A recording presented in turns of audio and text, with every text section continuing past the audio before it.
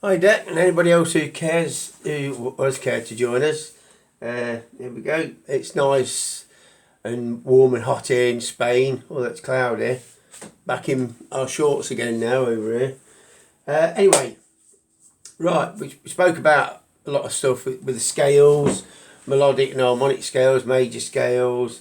I've not shown you the blues scale yet, but I just want to refresh you. I hope you should be able to form a scale now on your own with the formulas that we've learnt, and the C major scale, we were basing everything on the C major scale, but you can play it in any other key. Of course we know it's C major scale. That's the first, that's the second, so that's the second interval, that's the third, so that's a major third interval. That's the fourth, that's a perfect fourth interval. That's the fifth, 1, 2, 3, 4, 5. And that's the dominant seventh. That dominates the key, that one does. That's the sixth, 1, 2, 3, 4, 1, 2, 3, 4, 5, 6. And that is the major seven. 7 intervals. So they're intervals. Second interval, third interval, perfect fourth interval, perfect fifth, sixth interval, major seventh interval, that is an octave. The root or keynote, 8 notes higher. Okay. Of course, the scale's made up of 2 tetrachords. There's your first 4 notes. There's your second 4 notes. First tetrachord, second tetrachord, and the second tetrachord is the first 4 notes of a new scale, which in this case the first note is G, so this would be G major. G, A, B, C, which is tone, tone, semitone. Now we want tone, tone, tone, semitone. So from C to D is a tone, from D to E is a tone, but E to F is a semitone, but we want a tone. So we have to sharpen and move that up. And when we move up, we sharpen things. So we raise the pitch of sound to there, F sharp. And by doing so, we've got the tones that we want and automatically get the semitone at the end. So from F sharp to G is the semitone, which is the tonic 8 notes higher. Okay? So that's that. And the fingering is exactly the same as the other one, C major or D major. So you should be able to take the last 4 notes of any scale, get them, and just add the remainder, which is tone, tone, tone, semitone, to fill and build that scale up. Okay? And we talked about triads within the chord. So if we take the third, first, the third, and the fifth, that is C major, C. And if we can move up one, move them all up one, that is D minor. And of course, the reason it being D minor, the first part of this major chord is its tone and tone. So 2 tones, right, equals a major third. Okay? And the remaining 2 notes that we pivot on from there to there, that is a minor third, which only has 1 tone, well, 1 tone or a whole step if you want to call it, and a semitone, whereas this has 2 tones. Okay? In the minor, the roles is reversed. The major now is at the top and the minor third is at the bottom. Major third, minor bottom. Major third, minor third. C major, D minor, E minor, F major, G major, A minor, B diminished, 8 notes higher, back to C major with the tonic, 8 notes higher. Okay? Now, the primary triads within the key, which loads and thousands, hundreds of thousands of songs have been written up on, okay, is the root, the fourth, and the fifth. So we already know that the first is going to be C major. the fourth is going to be F major, and the fifth is going to be G major. Okay, so they're your primary triads, and that will be the same in any other key, like G, C, D. Okay, this is C major. Right, okay, now we're going to move on, and we already said that if we invert the chord, if we move the C 8 notes higher to the top, that is the first inversion of C major. Okay, when we know what notes are in the chord, we can jumble them up, mix them up. Okay, now if we take the E an octave higher to there, that is the second inverted position of C major. The root and keynote is in the middle now. Now if we take the G 8 notes higher to there, C major is 8 notes higher and back in root position, with the tonic being the first note. Okay, so that's that, and that applies to every other major scale that you're doing or learning. Okay, now what I want to do today, I know you were doing that sound of silence. I've not done any more of that myself yet, but I just want you to keep carrying on with that up to where it goes, and then we'll add a bit more, because I want to introduce you to the left hand today, not to that song though. I'm going to use the primary triads on this, and this particular rhythm or music is really very, very popular with boogie woogie, in rock and roll, etc. So this bass I'm going to show you is a straight 4. I've wrote part of it out actually, but I could do with a bigger board actually. So I've got it all ready here. Okay, now let's just go over what we are looking at. Can you see all that? You can't see all that. Let me drop it down here. Isn't that over there? Where are we? Can't see it, so that's it. Now before we start playing anything, we always look at the beginning. That tells us that that's the bass clef or the F clef, and that note is there. So that affixes to that line and makes that line F. Okay, so from that we can work up or we can work backwards. Okay, now then we've got to drop down quite a bit here anyway to see this. Then we look for a time signature. In this essence it's 4/4. Now the top figure, as I said before, is number of beats in a bar. So that's 4 beats. 1, 2, 3, 4. The bottom figure tells us the kind of beats. Now you remember we had the whole note, which you held for 4. 1, 2, 3, 4 and off. We cut that note in half, we get 2 others. So those 2 notes then are worth only 2 beats each. And in a bar of 4 it would be 1, 2, 3, 4. Now if we cut the minim in half again, we get 4. Okay, this is where this comes in. And they're crotchets. And each one of them receives a beat, which is 1, 2, 3, 4. Okay, and that fills a bar. Okay, these are bar lines. And you can see them there.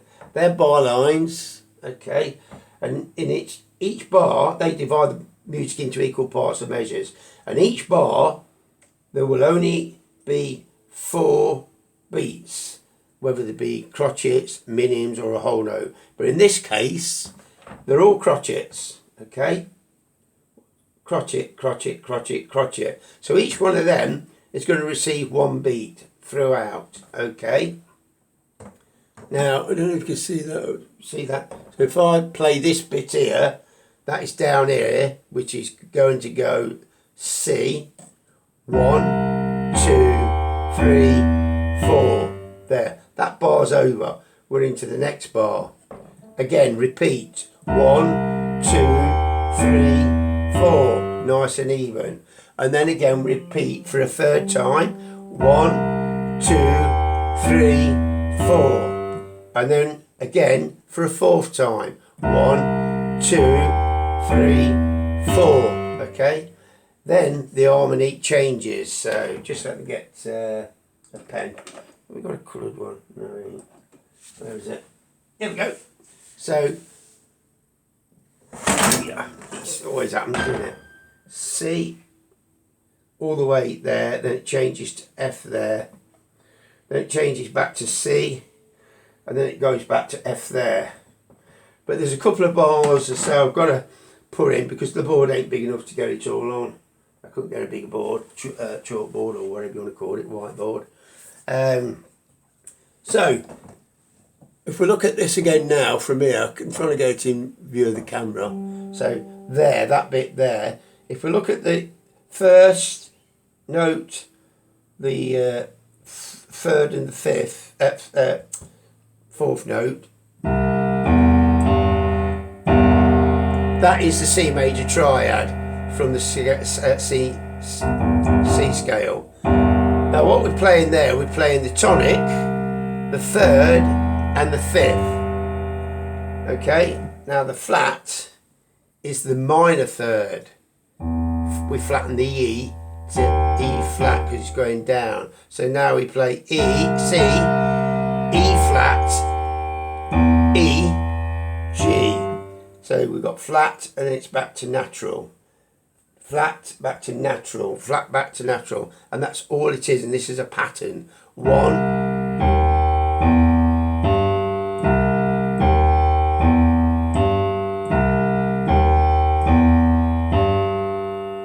okay, just put that there a minute. And the same thing will apply to when we get to the F chord. It's the same thing. There we are there, I've got to hold on something there. So we take we've got the F major triad. Now if we flatten that to A flat, we're introducing the minor third again to the A.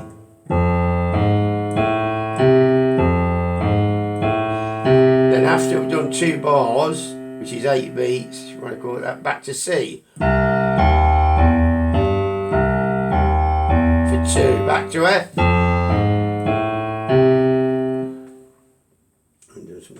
That should have been G actually. So this is a boogie woogie bass. Okay.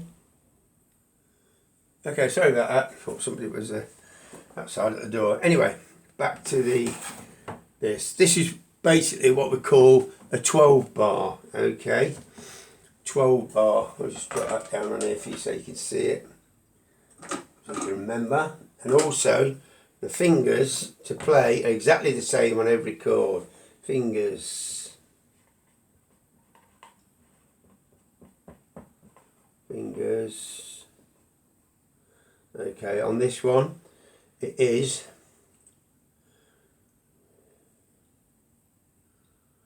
five. It's 5. Then it would come up to the 5, 4, 3. 3, and then it's the 2, and then it's the 1. Okay, these are the fingers: 5, 3, 2, 1. They're all throughout on every chord. Fingers. Okay, 5, 3, 2, 1.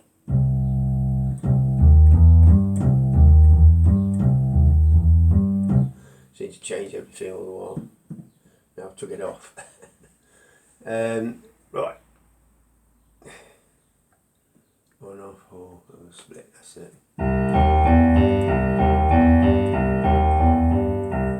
Right, okay.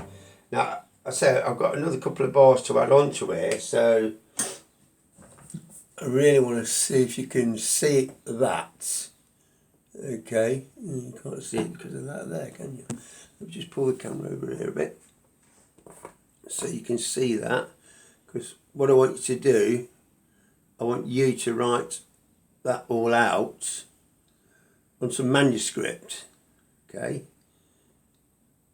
manuscript paper, or if you ain't got any manuscript paper, get some plain paper, draw your own lines, and write all the notes on. Okay, now I'll show you how to work down to the notes now anyway. So right, to get to the note C, okay, obviously we know that's the decoder there, which is that one, which is the 4th line. So we work his way back down, okay. So there's the decoder. I'm going to put this on here again. That's the decoder, okay, F. Now I want to get to this note here, C. I want to get to this note C there, okay. I think that's falling down, is it? So you can get a bit higher. No, won't go. Let's stay. No. Okay. To this note here, okay, that one. So there's the decoder. So we go F, which is on the 4th line, then the space, E, which is there, then the 3rd line, which is D, then the 2nd space, C, then the 2nd line, which is B, the 1st space, which is A, the last line, which is G, and then we've got a ledger line, and between the last line and that ledger line, we've got a space, and that space is at F, okay, then the line, ledger line, the 1st ledger line is D, E, and in between the 2 ledger lines the note is D, and the note that's on the last ledger line is C, and that's the one you want. That's how you work your way down. But eventually you'll look at the music, you won't have to do that, you'll automatically know it, you'll see it. You'll just automatically go there and there and there, roundabouts, because you'll know because of that. And you don't. You'll have to count down for a start. But I mean, if they did go too high, then sometimes you would do in some cases. But you know, it'll just come like automatic. You know, you just look at it and that'll be there. That'll be there. The F, the G will be there. Okay. So this is a 12-bar blues. Okay. Well, 12 bar. It's a 12-bar. And the reason it's 12-bar is because it's got 12 bars. 1, 2, 3, 4, 5, 6, 7, 8, 9. But we've got to add the last 3 bars on because I've not got enough room on this board. Okay, so I'm going to play this tier up to how it is so far. You've got 4 bars of C, 2 bars of F, then 2 bars of C, 1 bar of G.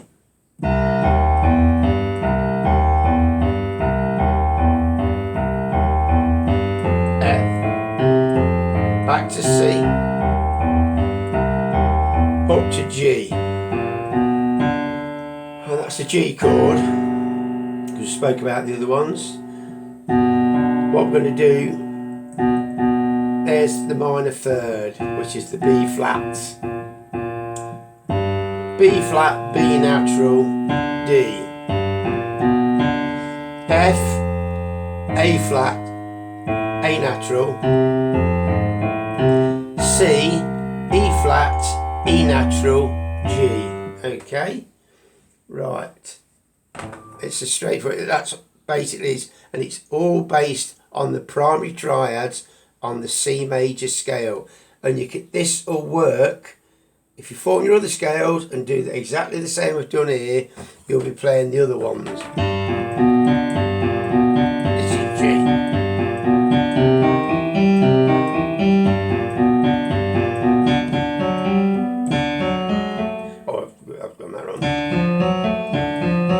And so on. Okay, 12 bars. Now what I'm going to do, I'll be back in a minute. I'm going to go put the last 3 remaining bars. Right. Okay, Deck, and anybody else who's watching. Here we go then. These are the last 3 bars. Okay, the last 3 bars is F, C, and then G. But G, we play it on the whole note. So for this bar, which is F, C, then G. 1, 2, 3, 4, then back to C and start all over again.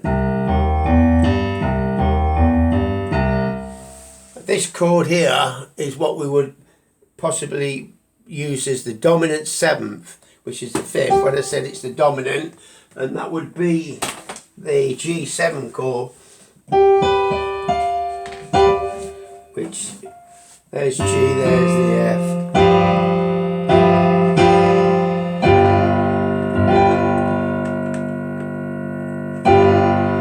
So if you was playing towards the end, you'd be playing, say, something like this, I don't know.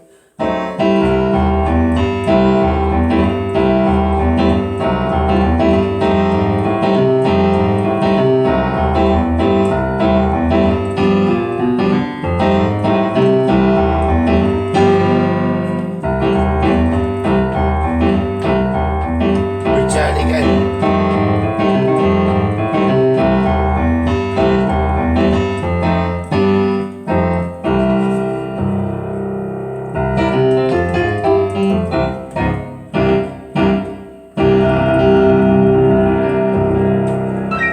Like that, you know, it lends itself to lots of other things. You can play other things, simple tunes along with that typical bass. You know, I mean, there's the old favourite, which is.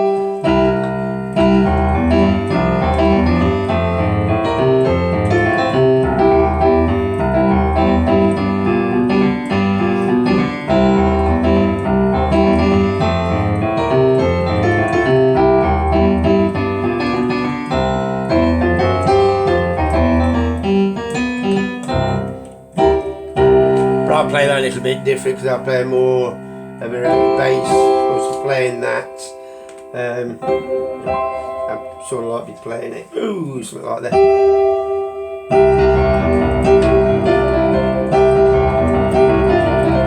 Can't get into it now after playing 4. Just too much on that.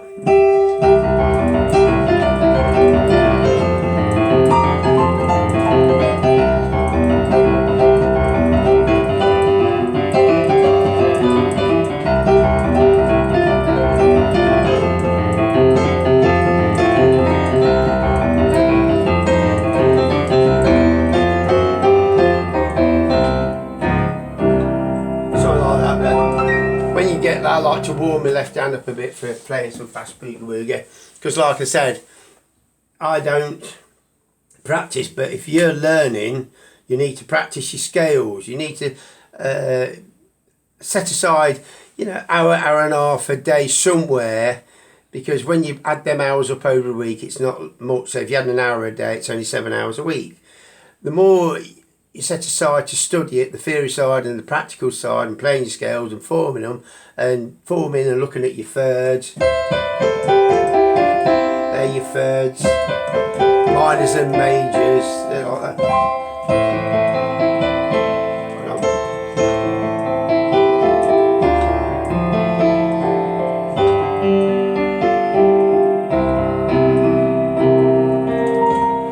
I play a bit different anyway, but you can play it in thirds.